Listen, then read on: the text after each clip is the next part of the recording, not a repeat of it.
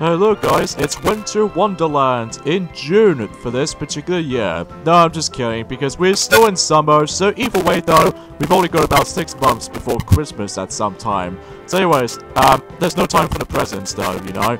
Hey, what is up ladies and gentlemen, I'm Sonic the Hedgehog here, and I'm back for some more yet again for the likes of the Maxi Toys videos. Ladies and gentlemen, welcome back to more Let's Play of Sonic Lost World for the Nintendo Wii U / PC. So, last time we actually did completely done with Tropical Coast Zone. In addition, we're able to once again get ourselves all of the Red Star Rings. In addition with that, we also did manage to collect the 3rd Chaos Emerald. And, especially noticeable, we did manage to get done the Hidden Zone, on this case for that Hidden Act, on Tropical Coast. So, yeah, today for this video is the fact that we're about to be continuing and exploring onto the next world, which appears to be Frozen Factory Zone. So, essentially, it's more accurately, it's very much like Frosty Glacier from New Super Mario Bros. U, but except the fact that the majority of some of these snow levels usually takes place in daytime, whilst in 1 or 2 levels potentially, it takes place in somewhat in nighttime. So either way though, because unlike the 3DS version of, you know, in Frozen Factory Zone, it does usually take place in daytime after all. So either way though, there's not much else to really think about it. So even then though, as to be expected for most of these ice-themed levels, there's going to be a lot of ice physics involved in this world. So even then though,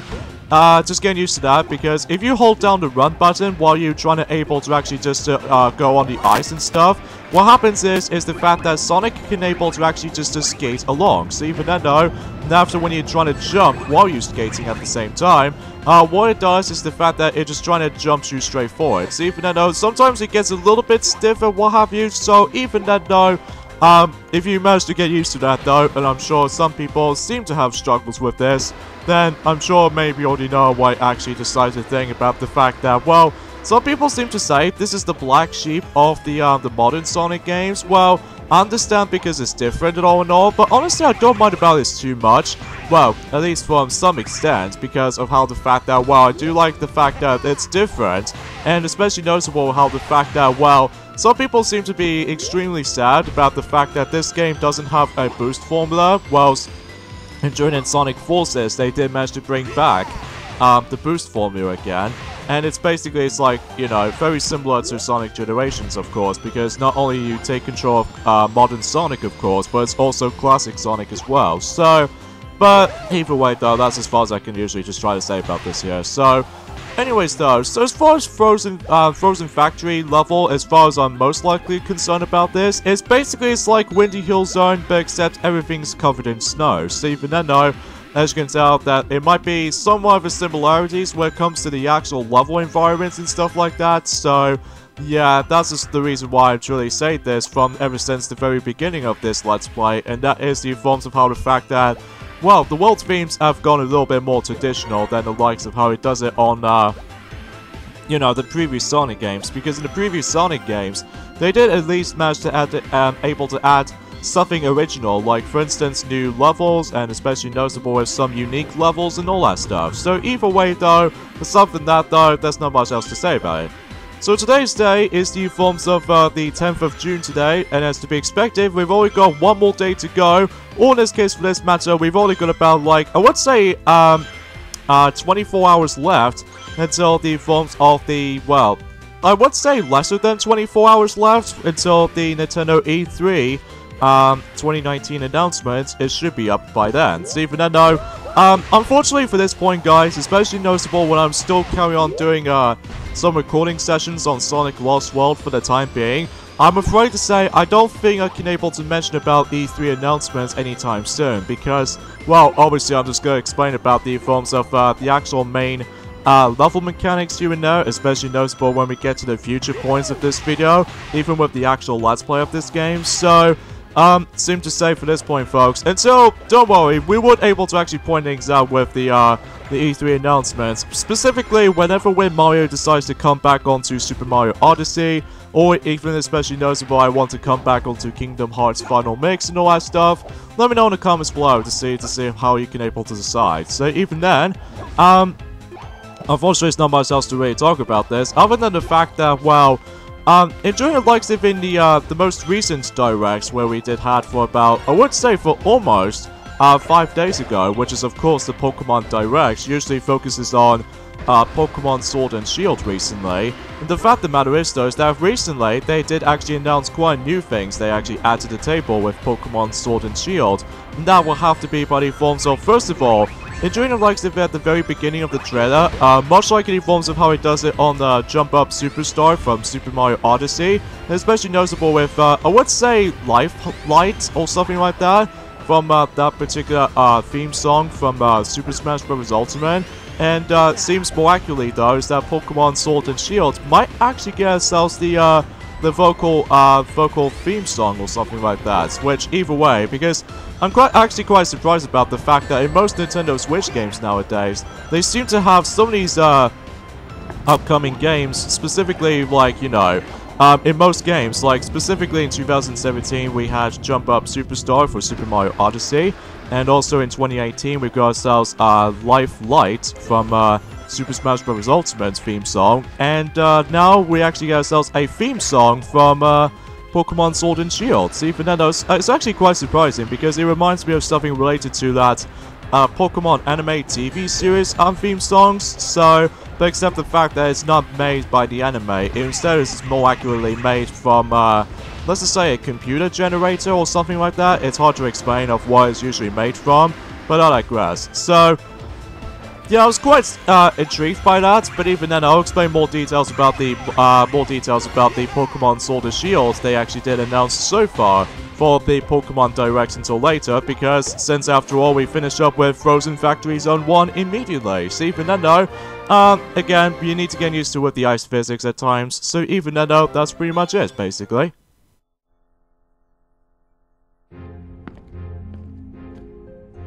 Whoa, overcompensate much? Man, how many military factories does a guy need? If you weren't always destroying them, I wouldn't need so many. And done! Ah, thanks for fixing me! No problem. Sorry you got stuck with a voice chip that looks like it was built by a 2-year-old. I think I liked it better when I was trying to destroy you. Yeah, well, feelings mutual, egg face. Whoa, whoa, whoa! Before we start destroying each other, let's remember why we're working together. Okay, please remind me. Tails, we need Eggman to shut down his machine.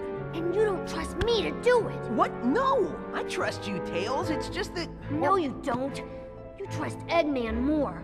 Do you know how much that bites? I do trust you, Tails, but the whole world's in danger because I did something stupid. Do you know how much that bites? Actually, nothing bites more than having to listen to this dreadful conversation. Eggman, you bite! So, I've never seen Tails is getting so mad like this ever since back in during the likes of in, I would say in Sonic Adventure 2, and consecutively, because of the way how the fact of the matter is though, is that whenever when Tails felt incredibly sorry for about, you remember in Sonic Adventure 2, whenever when Eggman managed to able to launch the actual shuttle, from whenever when Sonic managed to launch himself into outer space and he thought he was going to be dead or something like that, then, well, he needs to be able to be angry at Eggman. So, I digress. So let's move on to the forms of Frozen Factory Zone Act 2, where we might actually get ourselves a different gimmick.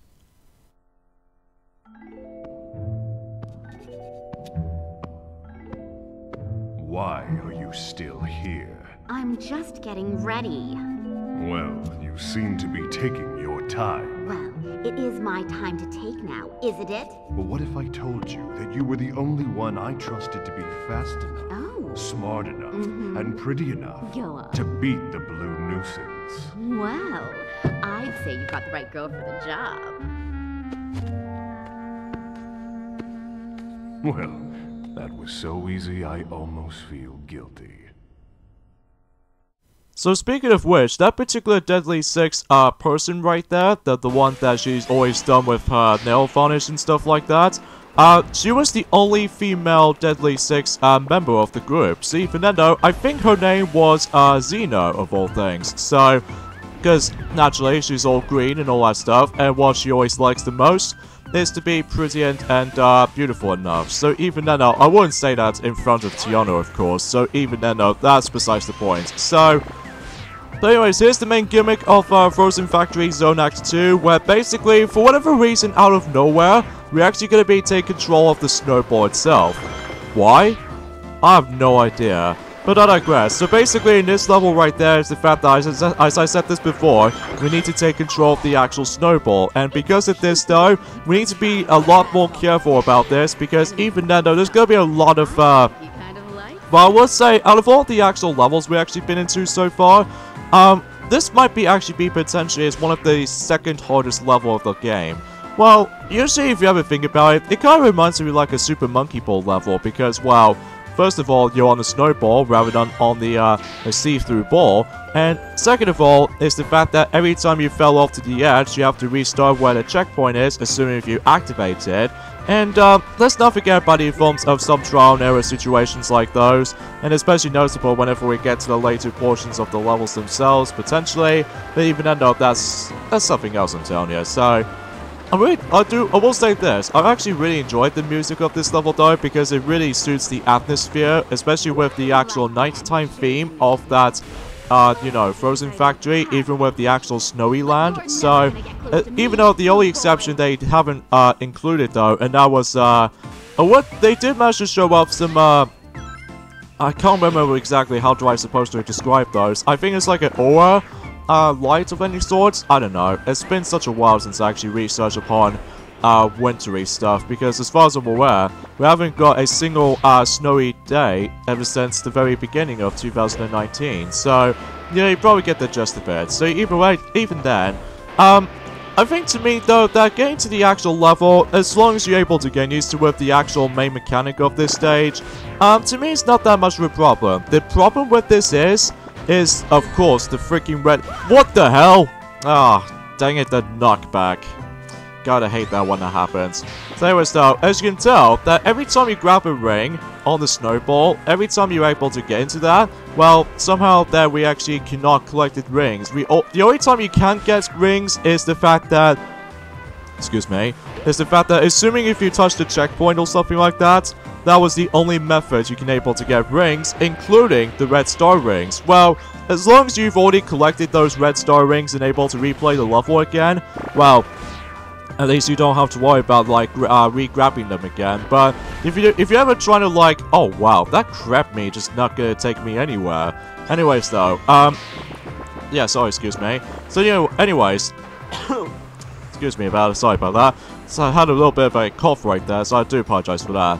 So anyways though, yeah, in order to actually get rings, especially noticeable with the red star rings, not only do you able to actually just collect them along the pathway you need to take, but it's also the fact of the matter is though, is that when you touch the checkpoint, that will count as collecting rings, because if you manage to get one screwed over with this, you know, the missile attack, as you probably saw right there, for the third time anyway though, that is instant death right there. So, yeah, generally it's a little bit tricky, and what makes it super tricky and difficult in comparison to any other level so far is the fact that, well, the first 4 of those red star rings is not that much of a challenge to me though. It's just that the 5th and final one will always be one of your toughest, well, I would say though, out of all the red star rings we might actually consider collecting, is the 5th and final one that you know, it just always gives you a lot of trouble because, well, aside from when if you're trying to— you gotta be kidding me! Why is that crap mate just always giving me a hard time? This is the 4th time already! Jesus Louise. Actually, let's make this a better idea. There we go. That's the reason why I'm just trying to backtrack for a moment there. And by the way, what makes it a little bit painful and pretty obvious at this point is the fact that every now and then, especially noticeable that ever since in New Super Mario Bros. U or something like that, every time you die so many times in one level, there's actually the assist item, which even then, I've already shown that off because I just couldn't be bothered, and plus because of this though, I really can't afford to able to miss any of these red star rings, because as far as I'm aware, unlike the ones and how it does it on, let's just say in Sonic Colors, and especially with Sonic Generations, and heck, even with Sonic Forces as a result, at least in those games, you can't able to have yourselves the assist item with you, so you always ended up like, keep on trying and trying again. So even then, that makes it totally obvious for that point. But in Sonic Lost Worlds, well, there is actually the assist item every time you're able to seriously, like, keep on dying several times? Well, every time you die like quite a few times on that checkpoint or something like that, well, you need to cope with the forms of that assist item, and not only that, you will miss out on quite a few collectibles, most notably with the red star rings, of course. So, that's why I'm not going to show that off, but I just want to mention about this anyway. So, okay, here's this part right there. You know about the fact that in the first red star ring is actually very simple to get, just because you know these little billiards balls right there? They're very easy and just trying to able to get them on every single pocket. Well, in the very end of the actual, well, specifically almost towards the end of this level, holy Christ, it will take me a lot of tries just to able to get that dang, you know, 5th and final red star ring, just for this level alone. At least the first two is not so bad, but the 3rd and final one, you always have to be extremely precise on that one. And as a result though, if you accidentally touch the checkpoint right there, there is no way you can backtrack, unless if you restart the whole entire level over again. So, yeah, definitely to me though, this is easily one of the second... I would say this is probably my second most hardest level of the whole entire game so far. Not to mention with how the fact that you need to take control of the snowball at all times, so you really can't afford to able to like get hit, or in this case for this matter, if you touch the checkpoint or something, can you go away? Jesus Christ. Ay ay ay. Those enemies really trying to start to kick my butt any second. But anyways though, yeah, these guys right there always reminds me of like these bumpers from the Super Monkey Ball series, by the way, because every time you're able to, get touched by these guys, that way it'll able to fling you off the actual stage. So, one classified that, so let's go ahead and, I missed the railing! Oh jeez, I'm doing so bad at this level, just because, well, not only if you're able to figure out what you're supposed to do with the red star ring system, especially with the 5th and final one you're always having trouble with, this level will force you to deal with a lot of trial and error. So for those of you first time playing this game, and if you do not know the actual inconsistency with the actual gaming mechanics work, even with some levels included, then you might as well able to drain your lives very, very quickly. Even with how the fact that you have no rings whatsoever, unless if you touch the checkpoint and stuff like that, as I said before. Even with the addition with like trying to able to actually get yourselves every single five red star rings within one single attempt, I would say it's not possible. I will say that right now, it is not possible, but I digress.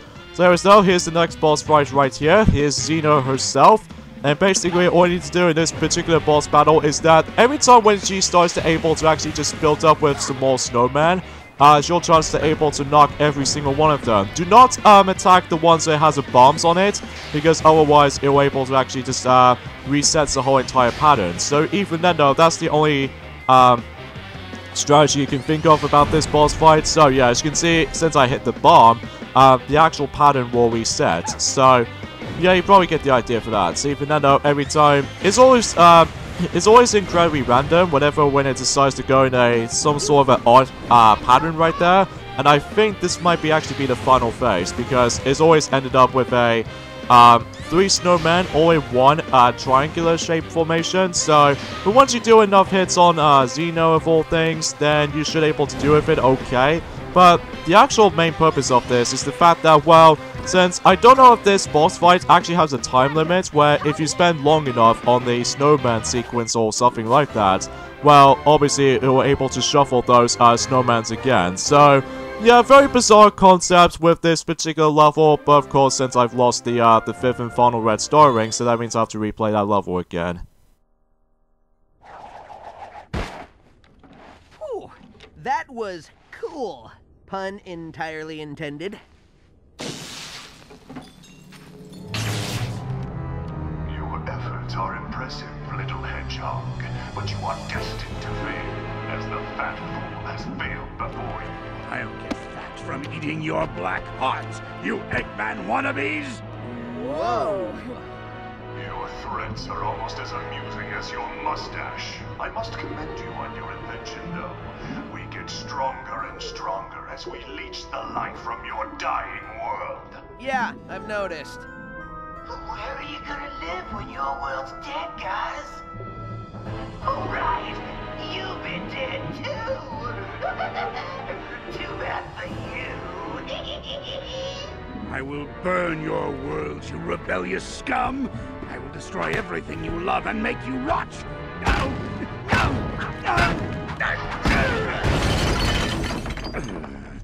Boss, your hands. As long as I can still strangle a Zeti, my hands are fine. Damn, looks like Dr. Eggman really just trying to able to actually has a personal data against with them. I mean, geez, he could just able to actually just strangle them, or in this case, strangle with them as much as they... Jeez, Eggman, you've gone so violent. But I digress. So anyways though, as I said before, I'll meet you guys back with the successful attempt on that 5th and final goddamn red star ring. So, yeah, I'll meet you guys back for that particular point. So, yeah.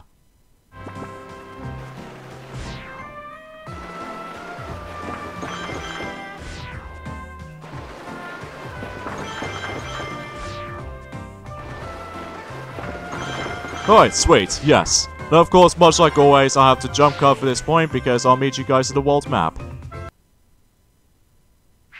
Okay, quick error right there, sorry about that, because I need to able to finish the level first, because yes, much like in the forms of star coins from the new Super Mario Bros. Games, every time you collected the forms of certain collectibles like star coins or something like that, you need to finish the level before you're able to keep them from good, so that could be the same applies for this game as well. So even though, let us move on to the forms of Frozen Factory Act 3, where, unlike the 3DS version, which is considerably the worst level on the 3DS version because you have to be forced to able to deal with the snowball mechanics. Well, the good thing about the Wii U version is that we got ourselves a replacement of some sort of a stage theme, which appears to be we ended up in a casino gambling level. So, yeah, it's nice to have that casino themed level for once though, because ever since back in Sonic Generations, and let's have some fun with the forms of casino stuff or what have you. Like, you got all sorts of, like, casino, thingies going on right there, including the actual pinball machines tearing out itself as well. But the difference is here than the likes of how it does it on the previous pinball mechanics from the past, from the past Sonic games, is the fact that every time in order to actually proceed to the actual pinball machine is that you need to keep on ranking up more points, and every time you do so, this actual gate will start to open. So even though that's the actual continuation you're supposed to go into with the progression on this particular level. So there are two of these, so one of them is actually pretty self-explanatory, and the second one was actually by the forms of the Red Star Ring's location, so I might as well go there right now. In fact, I'm feeling incredibly bad back in the day, back in 2013. I've noticed that in the forms have been some glitches of this game, most notably with the forms of that seizure vision or something like that. Like, for instance, for example, in this level right there, which is of course the forms of Frozen Factory Zone Act 3, but if you get to the second pinball section, holy cow, you were able to actually get yourselves a seizure back in the day, back in 2013, which thankfully has been fixed on the later patches of the game, which means this level is fully playable now, because even then, it will be very unplayable if that does not fixed back then. So even then though, at least I'm glad I did not able to come across into certain seizures or anything like that, so that would be very distracting, mind you. So even then though, yeah, as far as I can say about it. So anyways, though, then we move on to the forms of, the second pinball machine, as you can see right there. And obviously, as you can see, that particular token thing right there is actually protecting me from that bottom part of the pinball. Because unlike in any other Sonic games with the casino-themed levels, that normally if you finish up with the, oh, sweet mother of God. Thanks. Thank you, game. I always ended up getting jackpots. Like, I think they did that to me as well back in Sonic the Hedgehog 2, although I maybe forgot, just because it's been such a long while since I actually played Sonic the Hedgehog 2, at least on the Mega Drive cartridge-only version of the game, and even with the entire Let's Play of the game, so yeah, incredibly, I do apologize if I don't seem to budge that much. So either way though, and yeah, it does remind me of Casino Night Zone for quite a bit, but except the fact that, well, you can't able to take control of the ball anymore though, unlike the ones and how it does it on Sonic Adventure and Sonic the Hedgehog 2, and especially noticeable with the forms of, let's just say Sonic Spinball for instance. That at least you can able to control Sonic whenever you like in Sonic Spinball, but in Sonic Lost World, you can't take control of the actual Sonic ball itself, so you always have to be like usage of those. If you press those trigger buttons, that way you can able to activate the flippers, as you can tell right there. But I will say this, it will be nice and ordinary, especially noticeable how the fact that, oh, nice, thank you. And not to mention, since I've got 61 extra lives, that also gives me the, of course, the third red star ring, of course. And the final 2 red star rings is actually at the very end of the level, basically. So even then, though, as you can see right there on the actual, you know, you know what's behind me. I apologize for that lack of dialogue for this point, folks. I must admit I do apologize. Anyways, though, as you can see, we got ourselves these little casino chips. It's been following me all this time. The reason being for that is because every time you actually achieve something, most notably with these little, casino gamble things or something like that, every time you succeed one of these things, then you would able to actually reward those, casino chips. And what these chips are for, just, points bragging rights. So even though nothing much to anything else to be said and done, apart from the fact that you can able to rank up more points than it used to be, so this is entirely optional though, if it's entirely up to you. Well, first of all, there's going to be something more accurately the level requirements to able to continue proceeding, but no, it was actually by the forms of certain points requirements, so yeah, that should be something else entirely, I'm telling you right now, so I digress.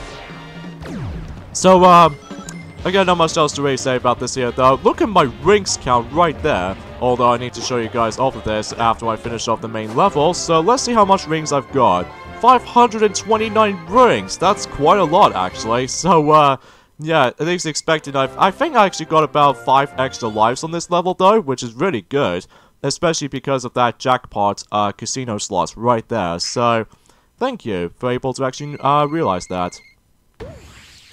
And of course, that 1,500 flickies is required to able to unlock this last level of Frozen Factory. So, before we continue on with to the conclusion of Frozen Factory Zone, here we go on to the actual circus of you know, the circus tents on Frozen Factory, where basically we can now finally take control of the actual trampoline again.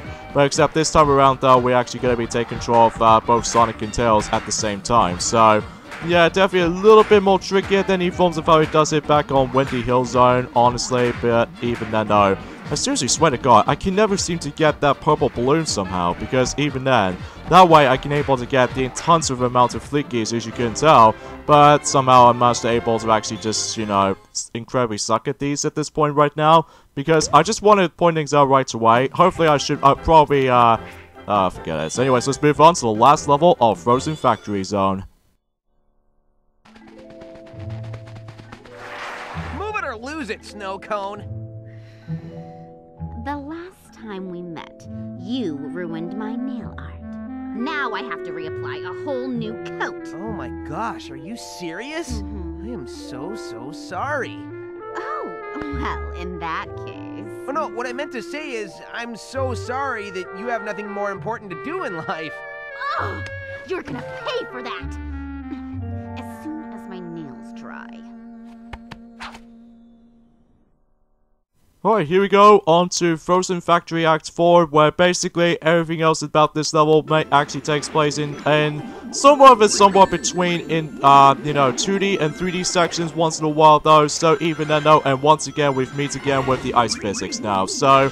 And even then though, this time around though, we can no longer take control of the actual snowball whenever we did manage to try to face off against with Xena, of all things. So, yeah, that's as far as I can say about it. So, and also we might actually come across into those familiar mechanics from the past few Sonic titles as far as I'm concerned. But even then though, we'll explain more on that until by then. So even then though, and I suppose I could explain about the final thing about the forms of the Pokemon Sword and Shield more information, even though that, not to mention that game is going to be open worlds this time around though, but very much like it wanted how it does it on The Legend of Zelda Breath of the Wild basically. So even then though, expecting that most Nintendo Switch games nowadays is going to be a lot more bigger than the forms of how it does it on the previous games now. So yeah, you probably get the idea what I'm talking about here. So as well as they actually added in some more Pokemon to the roster, even with the actual Pokédex and stuff like that for that word. And finally they got themselves the release date up on Pokemon Sword and Shield, and yes, they did manage to include the legendary Pokemons on the actual cover now, so as far as the actual design of them, it's alright. I mean, I kinda wish there was gonna be, like, extremely legendary or something like that, but that's probably just me anyway. So, anyways. And, yeah, speaking of which... Oh, you gotta be kidding me. Anyways, though, yeah, speaking of... Stop that! Jeez. Why are you going... Ah, that was my fault. I did not notice I just got hit by those spikes so instantly. And also, I have to go all the way back from that section again, so... Oh well, I guess I might as well take it, I suppose, but it's not the end of the world, honestly. So either way, though, that's besides the point. So, anyways, though, the actual final release date of Pokemon Sword and Shield for the Nintendo Switch, much like in forms of how it does it on ever since back in during the likes event and most years throughout. The only exception is 2015, though, because, well, obviously because they weren't able to save up before the 20th anniversary celebration direct for the Pokemon series and all that stuff. So even then, though, that much like in most years, specifically ever since in 2014 where Alpha Sapphire and Omega Ruby did manage to came out in November 2014, and then 2 years later... Oh, you stupid Orbanons! Jeez. What did I ever do to you? Jeez. Anyways, so...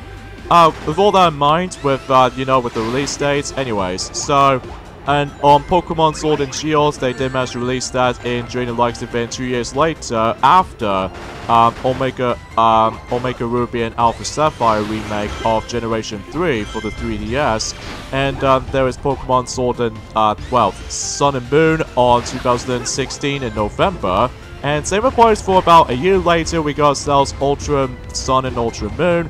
And then in 2018, which was last year, we have, let's just say, Let's Go Pikachu and Eevee Edition, which, you know, about a year later from after, well, from Ultra Sun and Ultra Moon, obviously, and that also came out in November.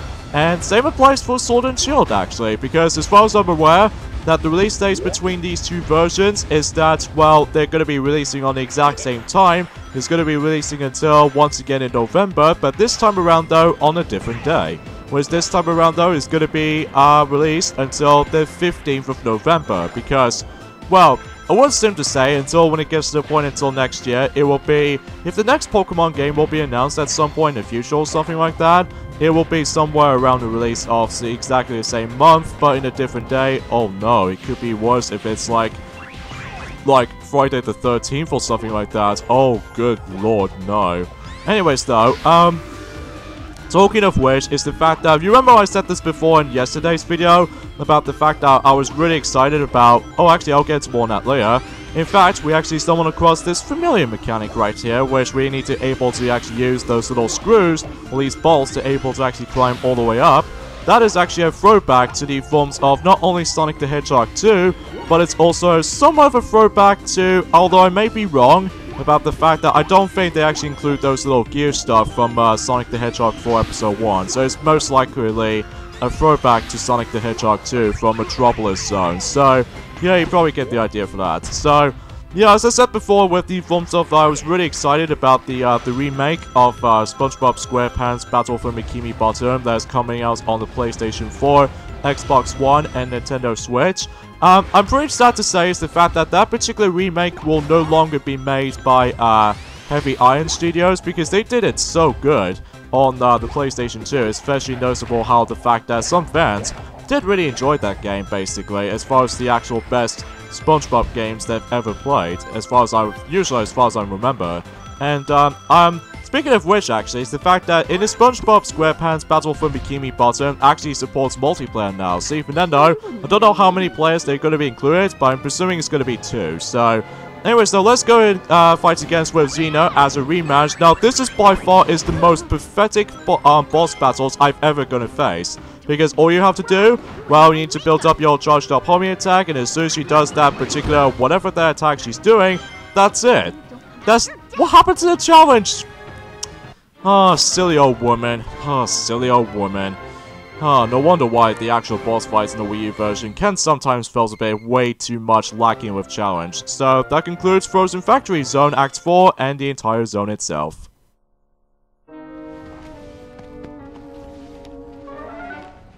I'm getting tired of lugging your head around, pal, so I made you a Snowbot body. I can't feel my legs. Truly, your robots are a reflection of your genius, Dr. Eggman.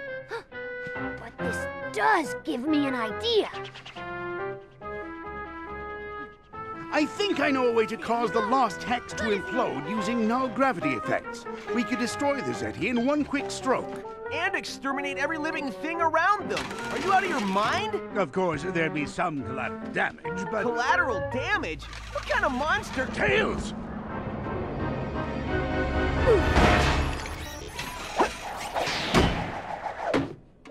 I'm sorry. I suddenly felt very mean. Not the best idea to put the dimwit's head on a battle bot.